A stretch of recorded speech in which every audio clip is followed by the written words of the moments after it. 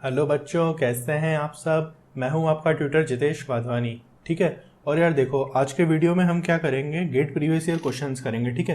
पहले मैं तुम्हें बहुत शॉर्ट में अपने बारे में बता देता हूं। ठीक है। मेरा नाम जितेश वाधवानी है और ये मेरा कॉन्टैक्ट नंबर है और ये मेरी ईमेल आईडी है ना।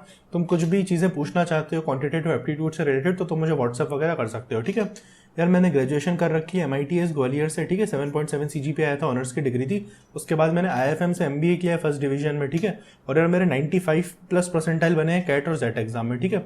और यार हम क्या करते हैं, गेट के प्रीवियस ईयर क्वेश्चंस जो भी जनरल एप्टीट्यूड में आए, और तुम जानते हो यार कैट और जेट का लेवल जो है वो बहुत ज़्यादा रहता है गेट से। ठीक है। चलो यार अपन शुरू करते हैं ना, अपन शुरू करते हैं। देखो, अपन सीधा क्वेश्चंस पे आते हैं। ठीक है। जो प्रीवियस ईयर में पूछे गए थे, तो यार ये जो है वो गेट 2020 में जो पेपर हुआ था, है ना, मैकेनिकल का शिफ्ट वन में जो हुआ था, जो पिछला वीडियो था उसमें शिफ्ट 2 वाला पेपर के क्वेश्चंस दे गए थे। ठीक है। शिफ्ट 1 में एप्टीट्यूड के ये क्वेश्चंस आए थे। तो चलो यार अपन इसे करते हैं ना। देखो, define greatest integer of x as the greatest integer less than और इक्वल टू एक्स। ठीक है। अपने को ग्रेटेस्ट इंटीजर तो अपन जानते ही हैं, है ना। ग्रेटेस्ट इंटीजर तुमने पढ़ा होगा कि लेस देन या इक्वल टू एक्स रहता है, वो भी अपन देखेंगे। For every x belongs to -∞ से +∞। ठीक है। y equal to greatest integer of x then area under the curve y equal to x. ठीक है। देखो, सबसे पहले उसने तुम्हें क्या बोला है बेटा, उसने तुम्हें बोला है ग्रेटेस्ट इंटीजर ऑफ एक्स। ठीक है। ये क्या है, ये है लेस देन और इक्वल टू एक्स। ये लेस देन होगा या इक्वल टू होगा एक्स के। For every x belongs to, x की लिमिट है -∞ से लेकर +∞। ठीक है। इसका मतलब ये है कि जब भी तुम इसका ग्राफ बनाओगे, ठीक है, मान लो कुछ इस तरीके से ग्राफ बन रहा है, ये y एक्सिस है और ये x एक्सिस है। यहाँ पे तुमने पॉइंट्स ले लिए 1 2 3 4। ठीक है। और यहाँ पे तुमने पॉइंट्स ले लिए 1 2 3 4 इस तरीके से। ठीक है। अब देखो, अब तुम्हारा ग्राफ कैसे बनने वाला है ना, अब तुम्हारा ग्राफ कैसे बनने वाला है, इसमें तुम्हें ग्रेटेस्ट इंटीजर ऑफ x 0 से 1 के बीच में क्या होगा। तो जब भी तुम्हारा x जो है वो 0 से 1 के बीच में लाई करेगा तो उसका ग्रेटेस्ट इंटीजर हमेशा 0 रहेगा। ठीक है। ये तुम्हें पता होना चाहिए ना। अगर x तुम्हारा 1 से लेकर 2 के बीच में है, तुम खुद ही देखो ना यार, 1 से 2 के बीच में मतलब क्या, 1.3 1.4 इस तरीके की वैल्यू। तो इसमें ग्रेटेस्ट इंटीजर क्या है, कोई बोले तुम्हें 1.3 में इंटीजर बताओ, तो वो इंटीजर तो 1 ही है यार, है ना। और 2.4 में ग्रेटेस्ट इंटीजर क्या है, 2 है। ठीक है। तो वो हमेशा वो वाली वैल्यू रहती है, पहले वाली। तो यहाँ का ग्रेटेस्ट इंटीजर 1 रहेगा। सिमिलरली 2 से 3 का ग्रेटेस्ट इंटीजर तुम्हारा 2 रहेगा और 3 से 4 का तुम्हारा ग्रेटेस्ट इंटीजर 3 रहेगा। ठीक है। और उसका ग्राफ कुछ इस तरीके से आता है, यहाँ पे इस तरीके से उसका ग्राफ आता है। ठीक है।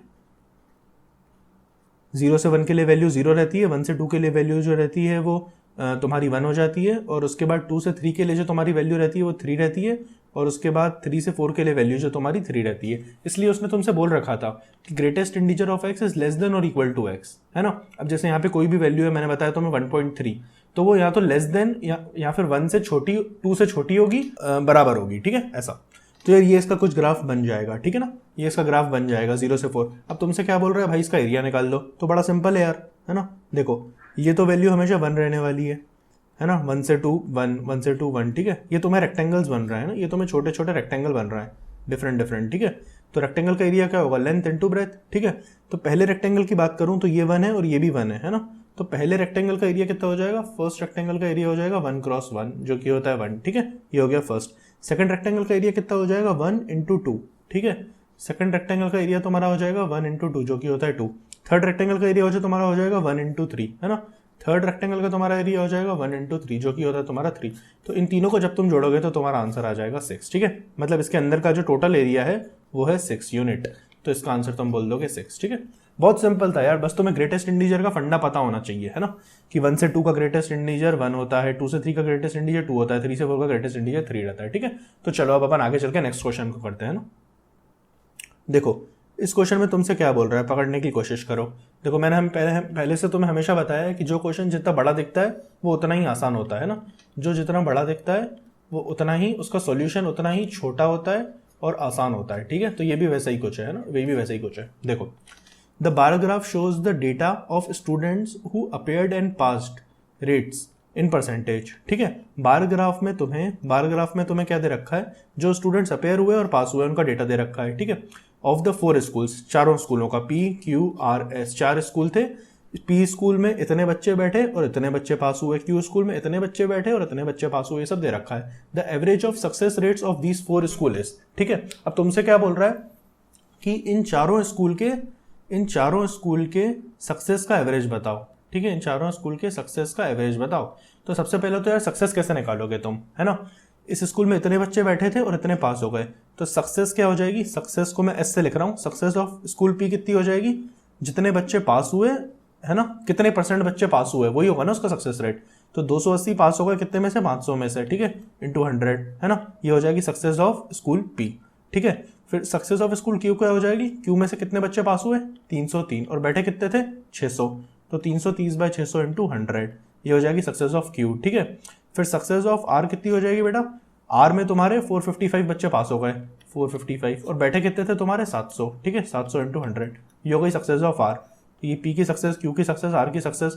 फिर उसके बाद लास्ट में तुम्हें निकालनी है एस की सक्सेस। ठीक है, वो कितनी हो जाएगी तुम्हारी, 240/400 इंटू 100। ठीक है, अब जो तुम्हें गेट में कैलकुलेटर मिलता है उसका तुम यूज करो। देखो 2 0 तो फट से निपट गए, है ना, ये तो तुम ऑलरेडी कर लोगे यार। 5 को 280 से काटना है ना, 5 5 से 25, 3 कैरी, 5 6 30, ये तो आ गया 56। यहाँ पे आ जाओ, ये 2 0 कट गए, 3 से काट लो, 1 1 0, 3 2 6, फिर 2 से काट लो, है ना, 2 5 10, 1 कैरी, 2 5 10, ये आ गया 55। ठीक, बहुत आसान है, ये तो बहुत आसान है। 7 को इससे काट लो, 6 7 42, 3 कैरी, 7 5 35, ये आ गया 65। ठीक, यहाँ पे आ जाओ, ये 4 से सीधा सीधा कट जाएगा, है ना, 4 6 24, ये हो गया 60। तो चारों की वैल्यू तुम्हारे पास आ चुकी है 56, 55, मतलब यहाँ का जो सक्सेस रेट आया है वो आया है 56, इसका आया है 55, इसका आया है 65, और इसका आया है 60। ठीक है, अब चलो, अब तुमसे क्या बोल रहा है, इनका एवरेज निकाल लो, है ना, 56, 55, 65 और 60 का एवरेज निकाल लो। तो यहाँ पे देख लो, 56 plus 55 plus 65 plus 60 divided by 4, इस चीज को तुम कैलकुलेटर में सॉल्व करोगे तो तुम्हारा आंसर 59 आ जाएगा। ठीक है, तो A option, B option, D option तीनों गलत हैं, और जो तुम्हारा आंसर है वो है सी ऑप्शन 59%। कितना आसान क्वेश्चन था यार, तुमने इंडिविजुअली सबकी सक्सेस निकाली, फिर उसके बाद तुमने सक्सेस का एवरेज ले लिया। ये इतना बड़ा सा डरावना क्वेश्चन जो था, तुमने उसे खेल बना दिया। ठीक है, चलो आगे चलते हैं ना, अगले क्वेश्चन की बात करते हैं। देखो इस क्वेश्चन में तुम्हें क्या दे रखा है, P Q R S are to be uniquely coded, point to be noted मिलॉट, यूनिकली कोडेड, तुमसे कह रहा है यूनिक होने चाहिए। ठीक है, यूजिंग अल्फा एंड बीटा, है ना, 4 नंबर हैं पी क्यू आर एस। ठीक है, तुम्हें अल्फा और बीटा का यूज करके इनको यूनिकली कोड करना है। ठीक है, if P is coded as alpha alpha, तो तुमने पी को अगर अल्फा अल्फा बोल दिया और क्यू को तुमने अल्फा बीटा बोल दिया, ठीक, पी को तुमने अल्फा अल्फा बोल दिया, क्यू को तुमने अल्फा बीटा बोल दिया, तो आर और एस को क्या बोलोगे, ये तुमसे पूछ रहा है। अच्छा, अब मुझे तुम एक बात बताओ, आर और एस को तुम जो भी बोलोगे, लेकिन अल्फा अल्फा और अल्फा बीटा तो नहीं बोलोगे, है ना, अल्फा अल्फा नहीं बोलोगे क्योंकि इसे बोल चुके हो, और अल्फा बीटा भी नहीं बोलोगे क्योंकि ये तुम ऑलरेडी बोल चुके हो। तो यार तुम अगर ऑप्शन को ध्यान दो ना, तो तुम्हारा आंसर ऐसे ही आ चुका है। ध्यान से देखो, तुम यहाँ पे तुमसे लिख रहा है अल्फा बीटा, तो अल्फा बीटा तो तुम बोलोगे नहीं क्योंकि ऑलरेडी हो चुका है क्यू। ठीक है, तो आर और एस थोड़ी होंगे यार, तुमसे बोला यूनिकली कोडेड, है ना, आर और एस ये दोनों तो नहीं हो सकते, इसके अलावा तुम कुछ भी बना दो। अब देखो अल्फा अल्फा भी नहीं बोल सकते, यहाँ पे अल्फा अल्फा दे रखा है, ठीक, यहाँ पे अल्फा बीटा दे रखा है, ये भी नहीं होगा, ये तुम्हारा आंसर है। ठीक है, कितना आसान क्वेश्चन था, ऑप्शन से जाना है। एक चीज और तो मैं यहाँ पे बताना चाहूंगा, सबसे पहले, है ना, फर्स्ट अटेम्प्ट आपका होना चाहिए बाय ऑप्शन, ऑप्शन एलिमिनेशन। ठीक है, कोई भी क्वेश्चन आ जाए, कैसा भी आ जाए, तुम्हारा पहला दिमाग ये चलना चाहिए कि ऑप्शन को कैसे एलिमिनेट करें, ऑप्शन से कैसे जाएं अपन। तो यहाँ पे सीधा सीधा ऑप्शन से तुमने एलिमिनेट कर लिया, ये तीनों ऐसे हट गए, ये तुम्हारा आंसर हो गया।